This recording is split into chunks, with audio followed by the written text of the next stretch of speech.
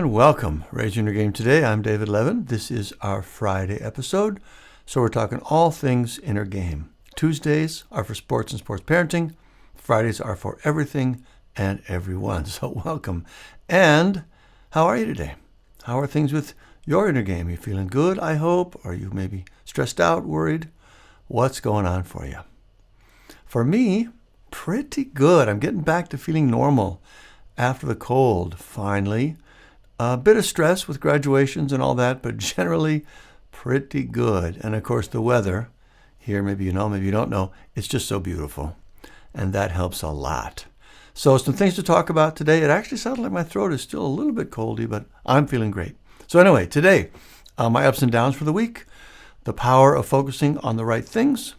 We'll talk about the debt ceiling situation, one of the tenets of Stoicism, amor fati, how that can help us. The effectiveness of therapy, some new studies on that, our weekly challenge, and some recommended items for the week, some new music and podcasts. I'll start with ups and downs, what things were lifting me up this past week and what things were pulling me down, making life harder. In the ups column for me this week, the big one is just that I'm feeling healthy again. And it's really something how much of a difference that makes. I mean, it's obvious at one level, right? We feel better when we're healthy, but it's such a profound psychological difference. And you also sort of can't see it until you're back in it. When you're sick, you know you're sick, of course. You remember feeling better. You look forward to getting back there. But for me anyway, I'm always surprised how much better I feel. It's not just a lack of symptoms. I feel like a different person. Getting out of bed, I just spring out of bed, walking around the house, up the stairs, getting up out of a chair. Everything feels noticeably easier. And my attitude, I feel much more positive and confident and capable. So anyway, that's a pretty good up for this week. Just super happy to feel energized and capable again. For the down, I don't really have much, honestly and thankfully. It's funny because you might think I would, because I put out a new offering to my Sports Academy list last week. And I thought it was pretty great. But it fell completely flat. Not one person took me up on it. Crazy, really, how wrong I can be about something like that. But it didn't actually bum me out like it might have. I suspected, that might happen going in, and I could tell right away that it wasn't really getting any traction. So by the time it wrapped up, I'd sort of already moved on to the next thing. Just didn't give it that much thought. And the upside of it, actually, is that as I was thinking about what's next, I had some new ideas for how to crack a problem I've been struggling with for quite a while. So I'm actually pretty excited right now on the business side, which is another up. So anyway, those are my ups and downs this week. Next up, our quote of the week.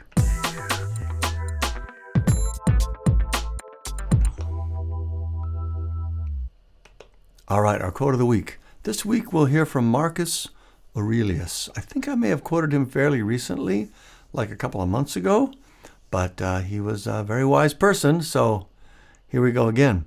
Marcus was the Roman emperor from 161 to 180 AD, so almost 2,000 years ago. We're still talking about his teachings. It's crazy, very impressive. He was, of course, a Stoic philosopher, which is why we tend to hear about him now with all the interest in Stoicism. So his quote for this week is, "You have power over your mind, not outside events. Realize this, and you will find strength. You have power over your mind, not outside events. Realize this, and you will find strength." So this sounds a bit like Stephen Covey's circle of influence versus circle of concern, if you know that. The idea there is the number of things you can actually do something about is way smaller than the number of things you're interested in. And so if you can keep your focus on the former, the things you can control, you'll be a lot more successful and happy. So this takes that to the next level. Marcus says the one thing you have ultimate control over is your own mind. Even the things in your circle of influence are still mostly external, and it can be frustrating and exhausting to try to affect those things. It's still better than flailing around with things you literally have no control over, but it's not necessarily the best path either. But when you focus on what you really do have control over, It may still not be easy, but it will give you strength. It's empowering and liberating, and honestly, it's a relief too, because the more you can internalize this, the more you can stop trying to change things and stop trying to change the people around you. And that's just a nicer way to live. So anyway, that's why I like this quote. It puts the focus right where I think it serves us best. The main barrier to being the kind of person we want to be and to being happy is our own crazy brain. So the more we can focus on that, it just helps in every way. So that's our quote of the week. You have power over your mind, not outside events. Realize this, and you will find strength. Think about that, and we'll move on to our top stories.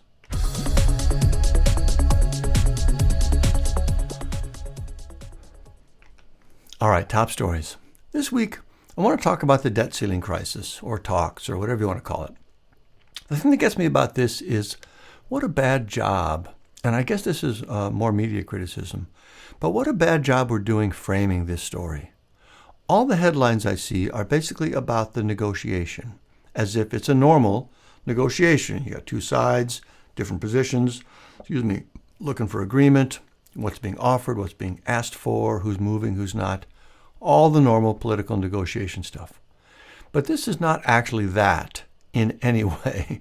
This is really basically a hostage situation. And by the way, it's not just me saying that. Matt Gaetz, the crazy right-wing congressman from Florida, just yesterday referred to the White House as our hostage. This is exactly what they're doing. If I take you hostage and I'm holding you for ransom, at one level, the story is the back and forth we go through to work out the terms of your release. But the real story is that it's a kidnapping, right? I'm threatening your loved one's freedom, even their life. I'm threatening you with the pain and suffering of losing them, putting you through the horrible experience of that fear.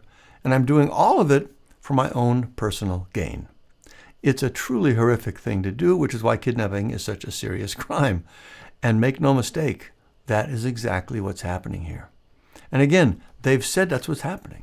The Republicans are holding one of the foundations of our nation's strength in the world, which is our commitment to pay our debts. They're holding that hostage. We will kill your credit, actually our own country's credit. It will risk pushing us and the world into a recession. Millions of people losing their jobs. Costing the government billions of dollars. Never mind their claim to be against the deficit. Throwing the whole world's economy into turmoil because we have the power. We have the big guns. Like the worst kind of brutal criminal thugs will use this threat to get what we want. It's really unbelievable, and that's not the way it's being framed. Way back in the day, 1970s, the Iran hostage crisis, if you remember that. Every day, that's what we called it, the hostage crisis. So we all knew what was going on. There were negotiations happening to get them released, but the back and forth was not the story. The story was the Iranian government holding our people against their will to get something in return. It was criminal, and everyone knew it. We're not talking about this in the same way, and we should be, because it's arguably more dangerous and cynical. And by the way, Republicans raised the debt ceiling every year of the Trump administration with no protest whatsoever, while at the same time passing huge tax cuts for the wealthy and exploding the deficit. So all their talk about reining in deficits, it's just a lie. They don't really care about that. Their actions are super clear. They only use it as an excuse to cut spending for people who are not rich. That's always been their game. Cut taxes for the wealthy. When deficits go up, because we're not bringing in the taxes, scream about spending, and try to cut services for everyone else. That's the real game. And by the way, it is hugely unpopular. They have no chance of pulling it off through normal democratic means. So they're taking all of us hostage to try to make it happen. So that's my not very happy take on this debt ceiling situation. I don't think people are taking it seriously enough because we all think it's just more politics and they'll figure it out. But they really might not. This could be another COVID-level disruption that could take us decades to recover from. And if that happens, a big part of it will have been the way it was framed in the media. I really believe that. Anyway, maybe that's just me. I hope I'm wrong. All right, that's our top stories for the week. Next up, Inner Game Gold.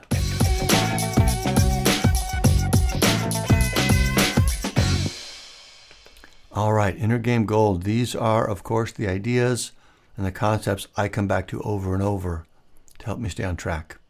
This week, I want to again bring in a new piece of gold. This is another Stoic principle. The first one we've talked about is memento mori. Remember that you die. We talked about that a few times. Of course, we just heard from a famous Stoic, Marcus Aurelius. We love the Stoics around here. This new gold idea is amor fati. Amor fati. Maybe it's amor fati. Anyway, it's Latin. It basically means love of fate, to love one's fate. So not only to accept it and deal with it and not let it bring us down, but to actually welcome it and appreciate it and love it for the energy and life in it. I get a glimpse of this now and then myself, just around the house. There'll be a bunch of things happening at once. Kids, dogs, noise, whatever, lots of stuff. And a lot of times that would be a problem for me, too much noise and stimulation. But every now and then, I click into a different place with it, and I genuinely love it. I see it as our rich, full life, and it just lights me up. This strikes me as the ultimate level in inner game mastery. I normally define mastery as being able to stay up where you want to be the kind of person you want to be, no matter what's going on around you. And I still think that's the right definition and the right goal for inner game work. And that's something any of us can do at pretty much any time when you learn how it all works. Amor fati is a higher level than that. It's using what would normally seem like a negative and having it actually lift you to a higher level. I don't think this is probably an everyday thing. It certainly isn't for me. Maybe someone could get there, but I wouldn't want to hold it up as an expectation. I see it more as something to just have in your mind, to be open to realize that the gravity-based things we deal with could actually be a positive for us. And just be open to having that experience now and then.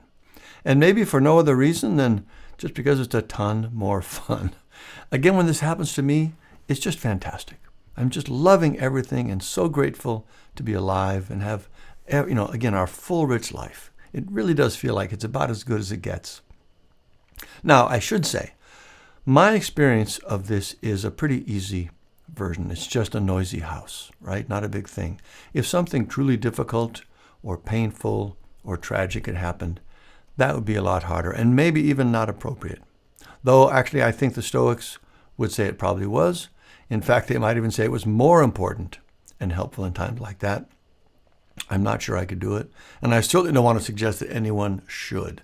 But I still think it's worth thinking about this. And again, just having it out there as a possibility. Because in my limited experience of it, it is a truly wonderful and even higher level of inner game mastery. So anyway, there you have that. A new inner game gold for this week. Amor fati. Love the fates. Next up, raise your outer game.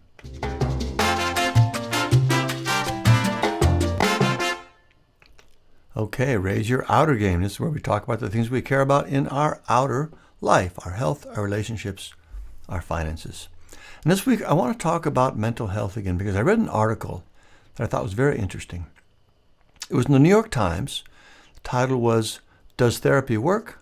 Let's Unpack That, which is actually a great title. It took me a couple minutes to get the joke, but I enjoyed that.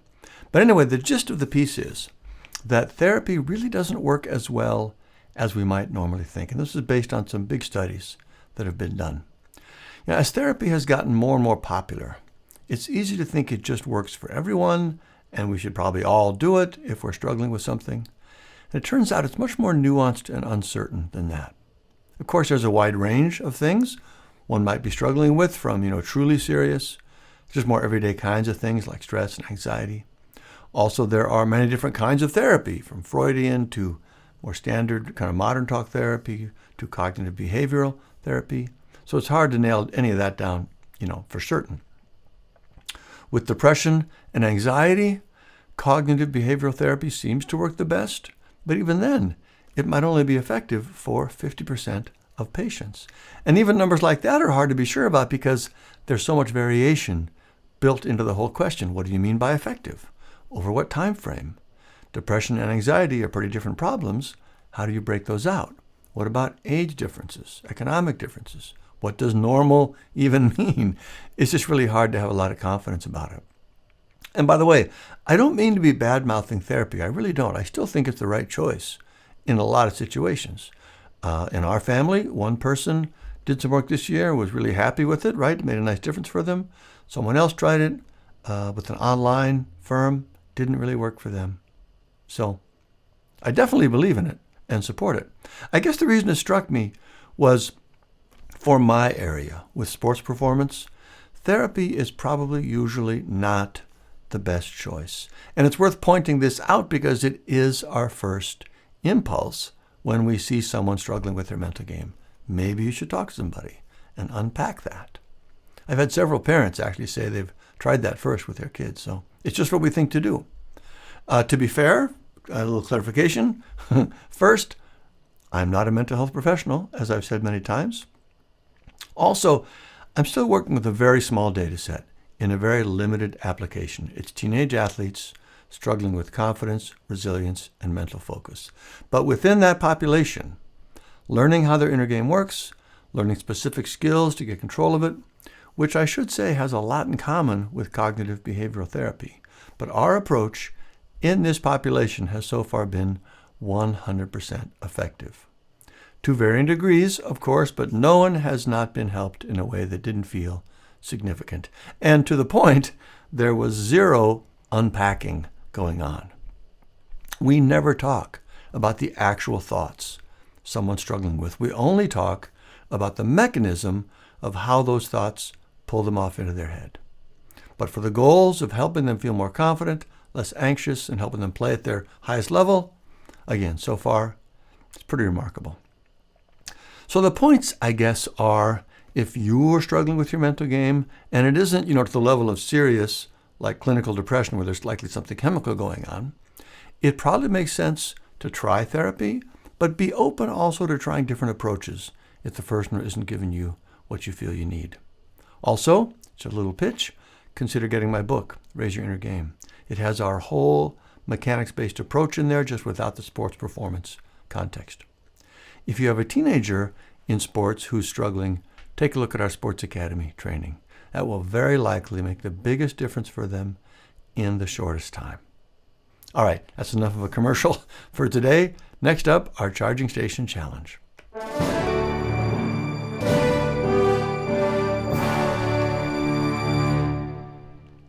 Okay, our challenge of the week. Last week, we had you do the Marshawn Lynch technique again, once a day. Look in the mirror, ask yourself, what kind of a person do I want to be today? That's an excellent practice. This week, let's try something around amor fati, love the fates. This is maybe a little tricky, but the challenge is, every day this week, sit down for a couple of minutes. Think about something sort of bad that's happened, something that felt like a disappointment or a mistake or something worrying or upsetting. And I want you to try to find a mental state where you are actually energized by it, where it makes you love your life. And I don't mean in the typical way where you think about it and you conclude, you rationalize, it was good for me, or I learned something, or it ended up working out for the best. None of that kind of stuff. I want this to be more of an experience where you're just sort of tickled by the energy of it, by what a funny or intense or dramatic story it is. When you look at it, it actually makes you feel more appreciative and alive. Again, this is not easy and it's sort of weird, but give it a try and see if you can get a peek into that place. I think you really enjoy what this does for you. And of course, as always, let us know what you come up with in the community. If you're not in the community yet, there's a link below. It's free. Great place to connect with like-minded people. Just log in. You can go straight to the challenge. We'd love to hear from you. All right, that's it for this week's Charging Station Challenge. Next up, highly recommended.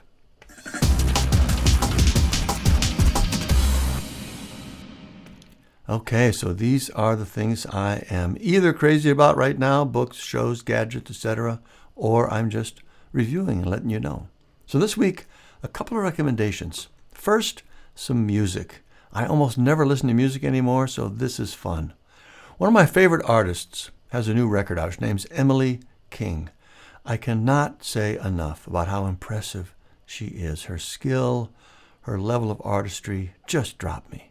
And the first 4 tracks of her new record, I just love them. I generally prefer her pieces that are a little more upbeat and funky. She does a variety of energy in her pieces. The second half of her record is more of her quieter stuff. It's also great. I just prefer the more upbeat stuff. But definitely check her out. Click the link in the notes. There's a video right there on the front page of her site. You have to see it. It's live in the studio with her band.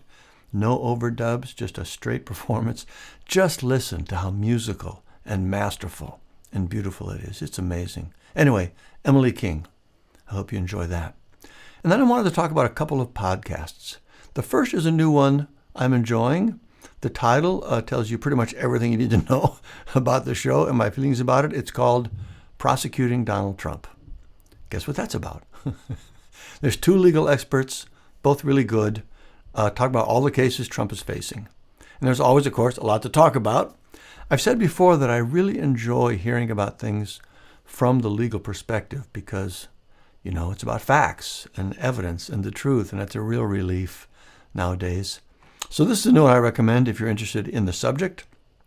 The other, I don't remember if I've mentioned it before. I think I have, but I'm reminded again this week how much I enjoy it for a similar reason. It also looks at current events from the legal perspective, but this is hosted by 4 women with a ton of experience with the law, prosecutors, lawyers, a journalist. It's called Sisters in Law, which is another great title. But I just consistently look forward to hearing from them, so I thought I'd mention that again. A quick update on the show I mentioned last week, Silo. Several episodes in now and definitely loving that. So good news there. Of course, links to all those and everything we talk about in the show notes. And that's it for this week's show. If you like what you heard, please do tell your friends. Invite them to join us and rate and review the show on Apple Podcasts. It helps new people find the show and get the mental game charge we all need. If you have teenagers in sports, as I said, please check out our mental game starter kit. It's a great set of resources to get you on the path to helping them boost their mental game. So to get that, you go to raiseyourinnergame.com, scroll to the bottom.